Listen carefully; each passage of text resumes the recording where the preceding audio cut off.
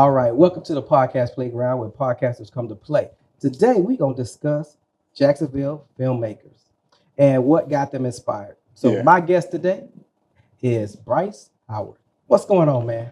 Doing all right, man. Hey, Jason, what's going on? Oh, nothing much. Welcome to the show. So, kind of who is Bryce, and what inspired Bryce to get into? Well, that's me. And the short answer is money. I like that. Well, okay, because I've told this story before, so I kind of got it in the back of my head. How did I get into cinematography? Well, if you know my Instagram is Bryce the Engineer, it's because I actually been a music engineer for about 20 years. But I can do that with my eyes closed because I've been engineering for about 2026? So yeah, about 2005, 2006, maybe even before that.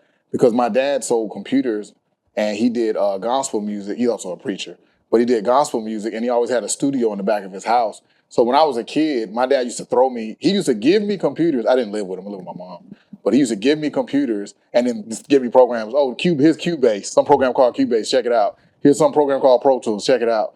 So when I was a teenager at like 15, 16 years old, I was using that stuff back then. By the time I went into the Navy right out of high school, so I was from 18 to about 23, I was in the military and I could buy my own stuff. So I had got my own studio at my house, and then that led to me working at other studios because I built my knowledge up there. But yeah, my dad. Well, my dad was an fixed TVs and computers and stuff. So I remember like the days of the 286, 386, the Tandy 1000s, the Commodore 64s, all that stuff when I was a kid because I was born in '84. So I was 10 by '94. Oh, so you're still young. Yeah. So when I was growing up, I watched my dad fix these computers and TVs, and I remember one day standing in his shop. And I said, he was fixing a TV, and I was looking at the circuit board, and I was looking at how tiny everything was. I said, who made that? And he said, engineers. And I said, how the heck did they make that? And then my dad said they went to school for it.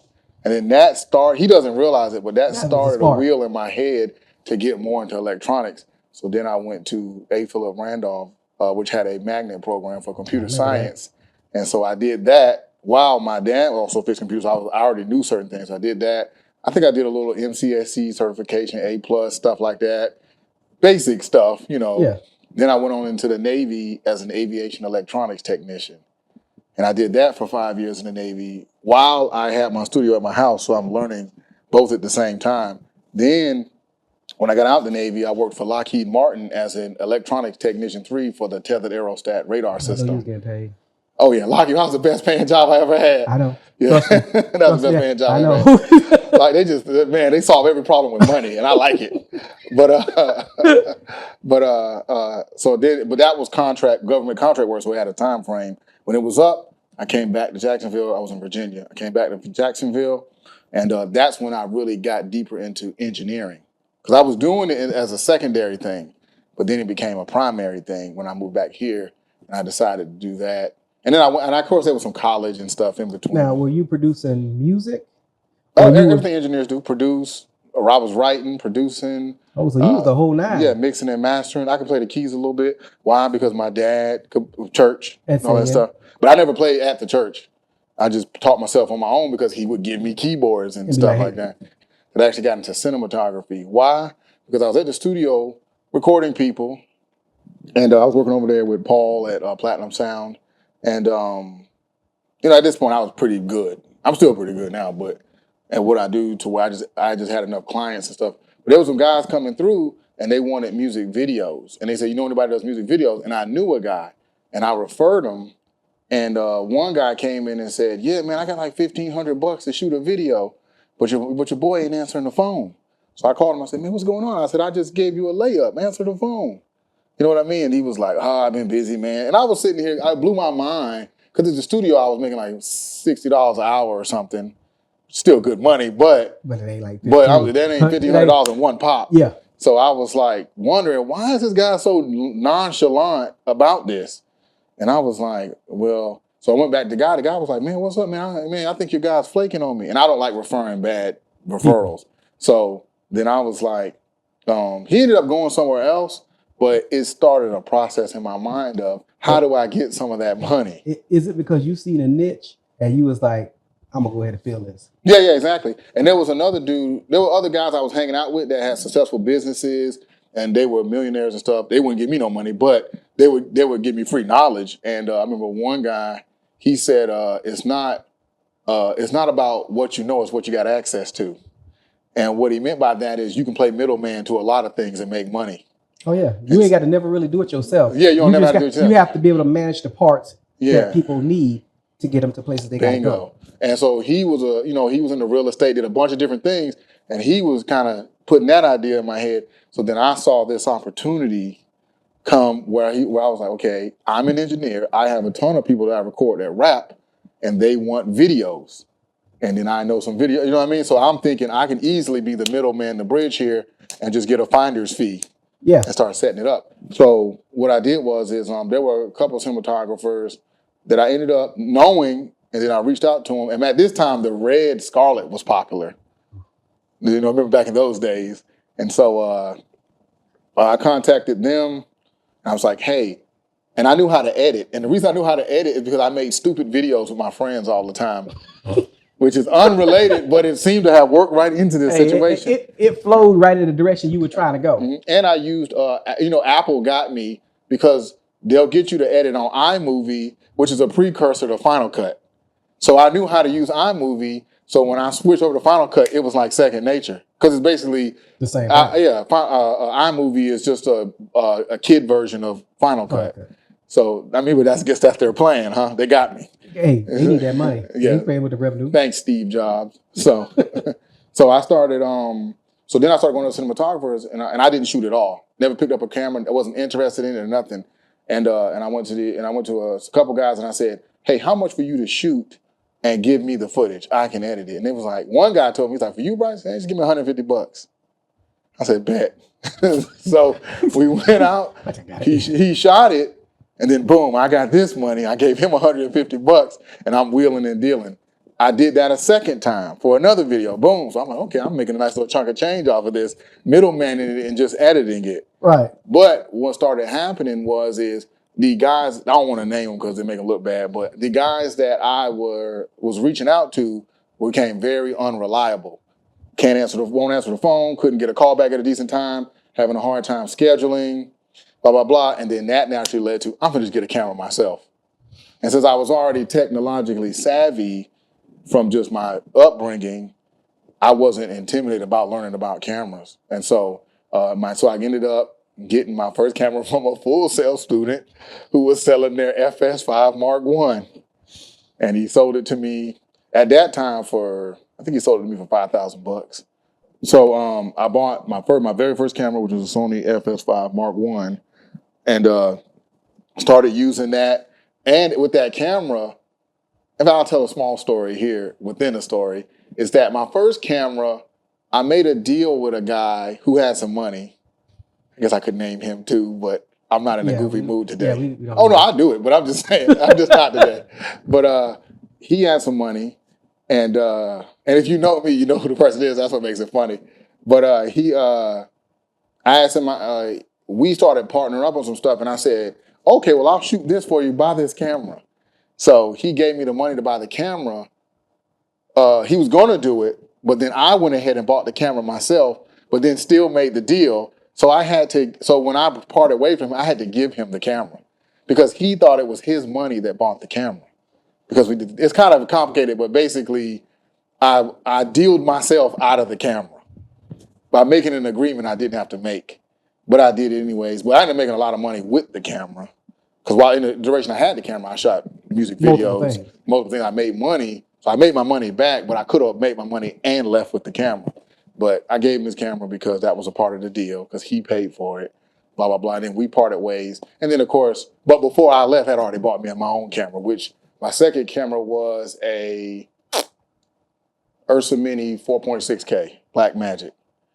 That was my second camera. And I bought that from a guy who was getting out the game. He's getting out the game. I think he sold the camera for $800. So now I'm getting, that was during the lockdown. That was 2020. And then that was also the first camera I shot my first short film on, which was The Prodigal Son. Well, no, that wasn't my first short film. That was my first film that was longer than 10 minutes. So how many movies would you say you've made so far? Oh, feature length. I only have 2 feature length movies I've made, but I have about 15 or 20 shorts that are 20 minutes or less. Okay. But I have 2 feature length movies. If you haven't heard of Traders, and then I got I can't remember my own movie, Pecan Park. Oh my gosh! Hey, Yeah. hey, it happens. Actually, I was working on my new script today. Working on the formatting and getting it all together.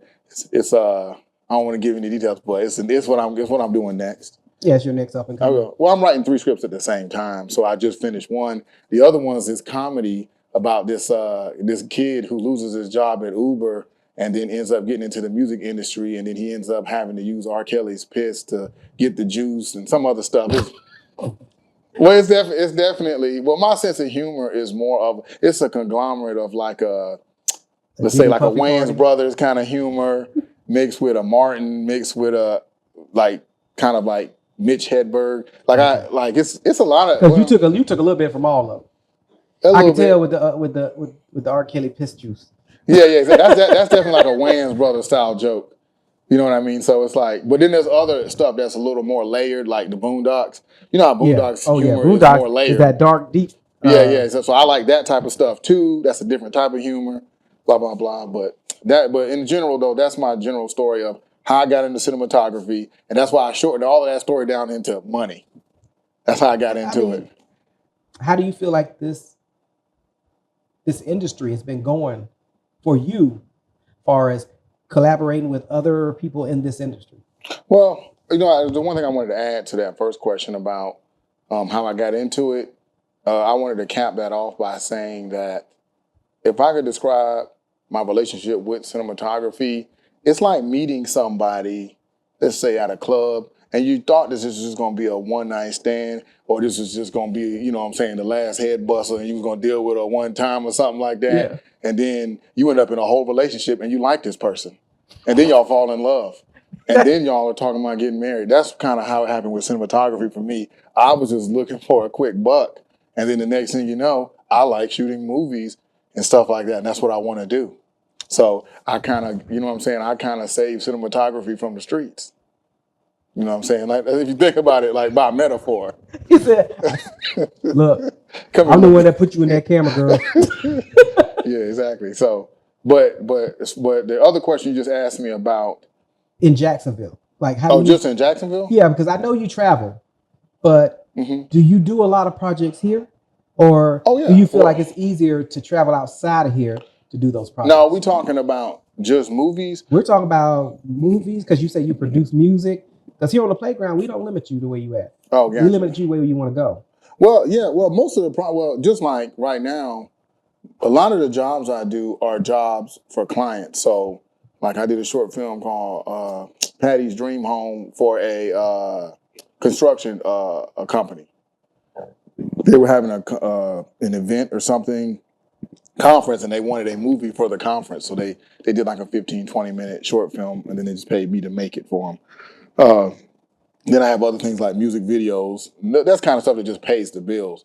But the movies, which I want to do the most, is the hardest one to really get the money going in. Whereas the knick-knack jobs, I call them, like weddings, Do you feel it's harder to show the value for the movie to get them to buy into it? Or do you feel that having enough people that you're going to need in order to do that? I shot both there's so many movies. Different hats.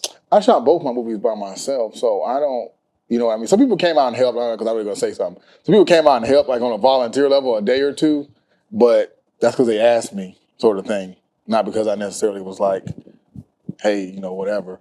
But it's because with movies, the buy-in is higher. It's a lot easier to get a music video started, shot, done, and edited than it is to get a movie started, shot, done, edited. The process goes deeper, farther, longer, and wider. So, and it costs more money. Even if, like, let's say, for example, like my movie, Pecan Park, right? I shot that, it took me about 6 months, scattered, because if I shot it back to back, it'd probably take 20 days. But it took me about 6 months because I was doing jobs while I was shooting it. I had to pay the bills. And in my spare time, I'm scheduling a day for the movie here, there doing stuff here and there, people, whatever. And I got that done. But Pecan Park, I think altogether, if I would be real, it probably only cost me $2,500 out of my own pocket To shoot it. to make the whole movie. Minus the equipment I had to buy to shoot it, which I already had, so that was pre-purchased. Right, which you already taxed that off.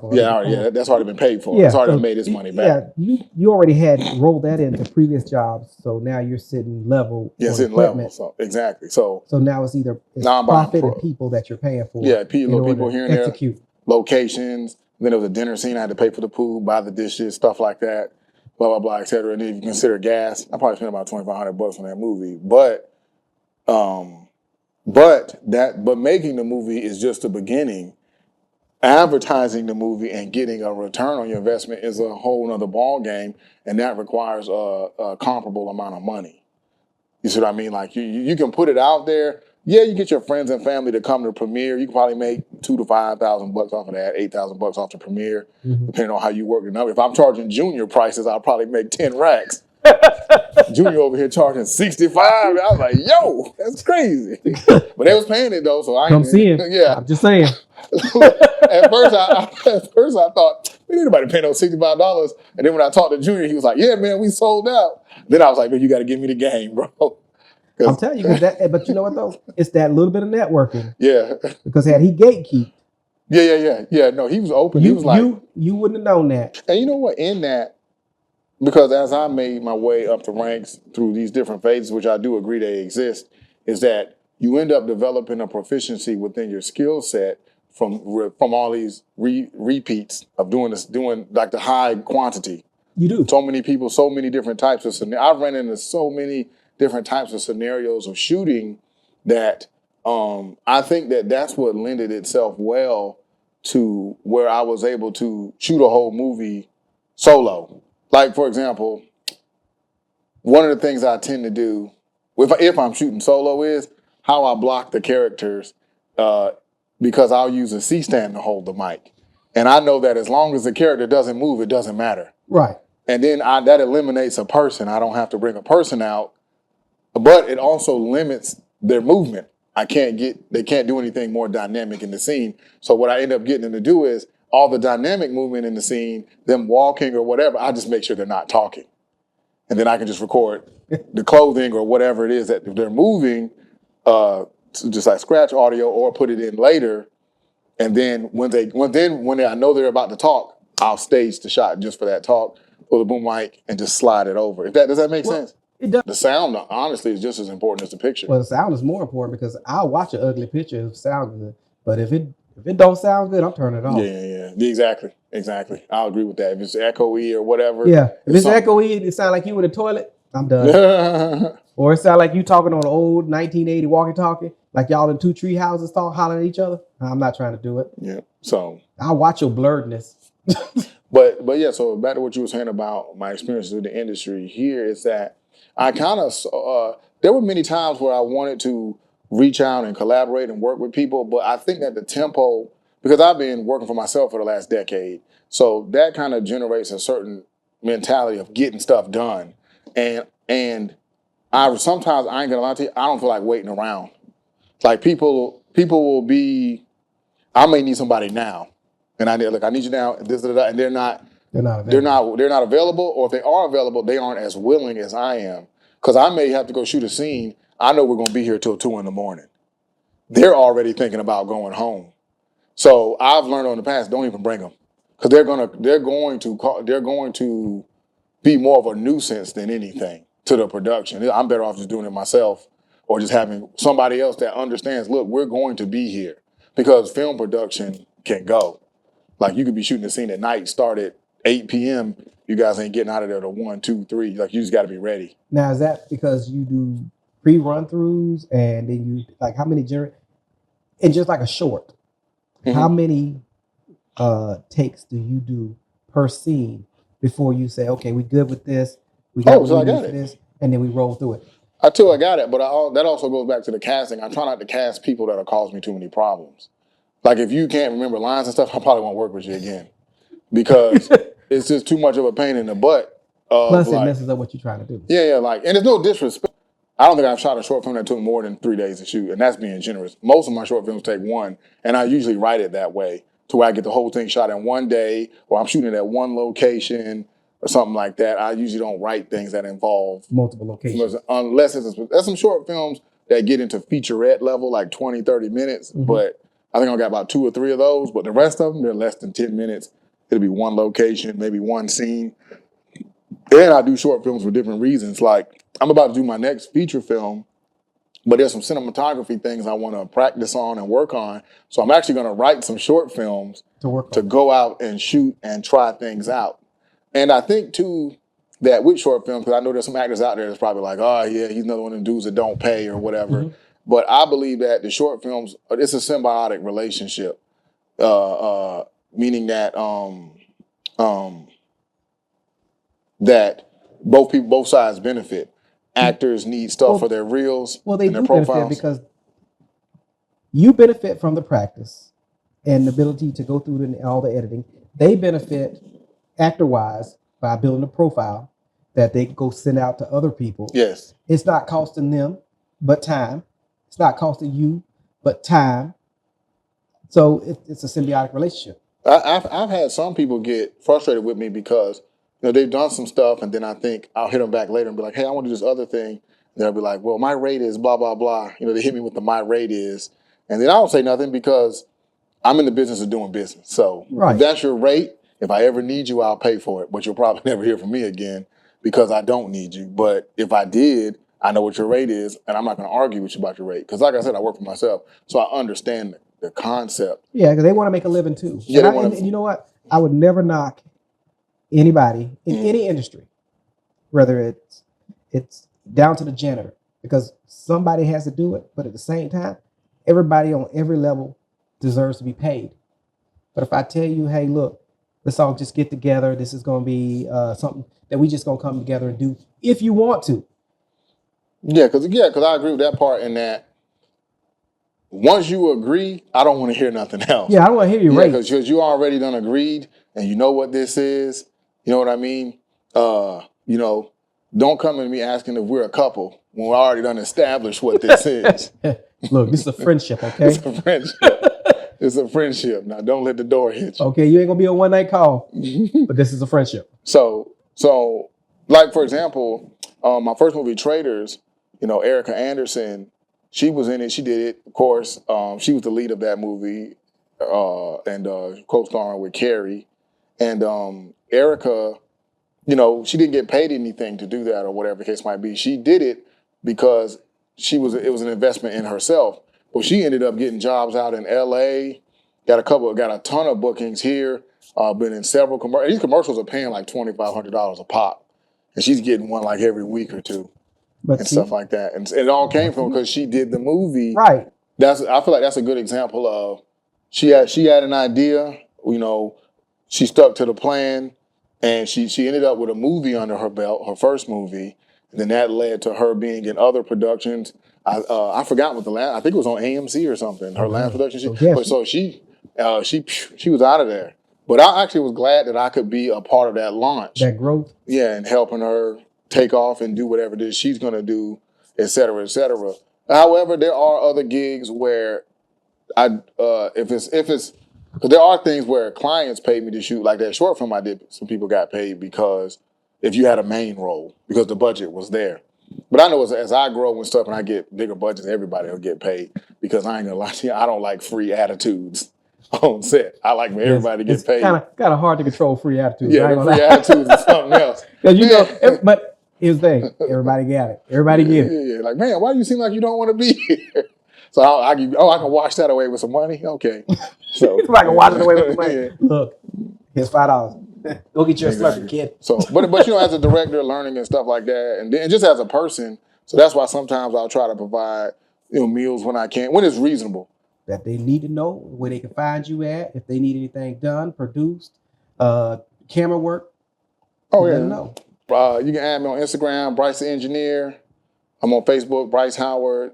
That might be too generic, so it might be kind of hard to find me on Facebook, but it'll have my logo. Well, I don't even have my logo on. But I have my logo on it, the white and black logo. It says Bryce. And then I'm on some other stuff too. I'm on TikTok or something, but I just created that. I'm not big on social media like that. My biggest following is on Facebook though. There are some people that want me to collaborate more with the filmmakers here, particularly the black ones, because it is like that here. You got the black filmmaker community, and then you got other. Right. So they're doing their thing, and they're two. And I dabble in both groups, so I don't necessarily take sides. But I know that some people want me to kind of be over here more and stuff. But it's nothing personal. It's just that it's got to make sense. Well, at the end of the day, it's business. Yeah, it's a business. Business knows no color. Like for example, I guess in theory it sounds cool to say, hey, help me shoot my movie. That sounds cool, but that's such a broad phrase. Like for example, let's say I wanted somebody to help me shoot my movie, right? And I say, but this is what I want you to do. I need you to be a PA. I'll be like, no. Because they're not gonna, you know what I'm saying? Because, you know what I'm saying? So it's like, the way that I need help, you're not going to be willing to do, and vice versa. I probably wouldn't come on your set and be a PA for free. I think it boils down to one, knowing what you're going to tell the person you need help in. Because I don't like that term, I need help, because it's broad. You could need mental health. You could need financial help. I need you to be all of which could be true. I need you to narrow that feeling. I need help down. Look, I need help with audio, or I need help with lighting, or I need help with casting, scout location. Like, it is broad because narrow it down. I need help. Like, there's been times where some people have asked me that, and I'll be like, they say, I need help with this. And I'm like, okay, what's the problem? And I'll listen. And then I'll say, oh, okay, well, what are your audio settings? And I'll start getting into the actual solving of what the problem might be right there on the phone. What they're really saying is I want you to come out and do it. But see, that's the problem. They're not saying what they need. Yeah, so, but they don't want to say, I need you to come do it, because they know that don't make sense. Well, it does, because what it is they want you to volunteer to come do it. Yeah, and what the problem, the biggest problem there is? Humility, lack of humility. Because to do something, even, okay, let's not use them, let's use me as an example. If I want to be around, Scorsese or somebody or whatever, I'm gonna have to humble myself. Drastically. You know what I'm saying? I cannot approach him like we on the same level and be talking to him like, because he's gonna look at me like, who's this kid? When you leave his property, get back in your car, you realize, you're not on the same level. Yeah, so it's like, and it's not a bad thing. It's not a bad thing, but I think, and especially in the black community, it's hard for some people to just see it that way, because it's he think he da-da-da-da. And it's like, yeah, but you don't understand. You'll come over here and mess more stuff up than you're aware of. I think it's the ability to want to be right even when wrong. I think that is the major downfall to a lot of personalities and a lot of different people who want to help or want you to come and help them.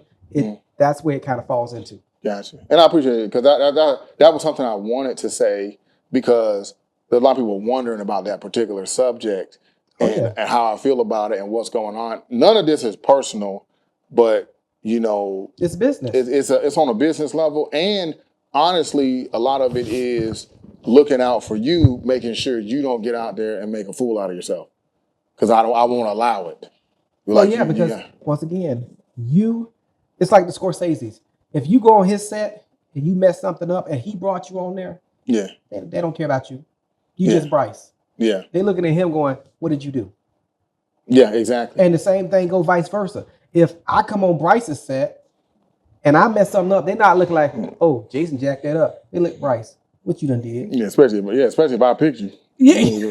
They're like, get him. And it's sad part, when people talk about spending money, they're looking at the people you're rocking with. They're looking at the people you're hiring, and they're thinking to themselves, yeah, you ain't gonna get none of my money. Well, and they're looking at how you come. Because I had a guy, we went and set up, it was a preacher, and it was humbling how he said, I'll be honest with you, I thought you were gonna show up with an iPad, talk about shooting this interview.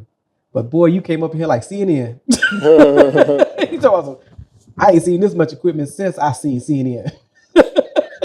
Your studio look like CNN. He's like, man, you came up. No, this was actually in a church. He said, you came up in here, you lit the background. We did sound blankets because once again, it's a church and I don't want my sound to go further than I need it to go. I want to be able to dampen it. Man, he was so stoked. He sent me 3 more jobs. Yeah, the customers like that, man, especially when you come and you got everything on point and they see that they see that you take them seriously. Yeah, and that you're not just coming to take their money. But on that wonderful note, as always, I want to say thank you for watching, tuning in to the Podcast Playground. And thank you guys for coming out to watch us on the Podcast Playground. It's Jason and Bryce. Bryce, you want to tell them something before we go? It ain't about the money. It's about the money.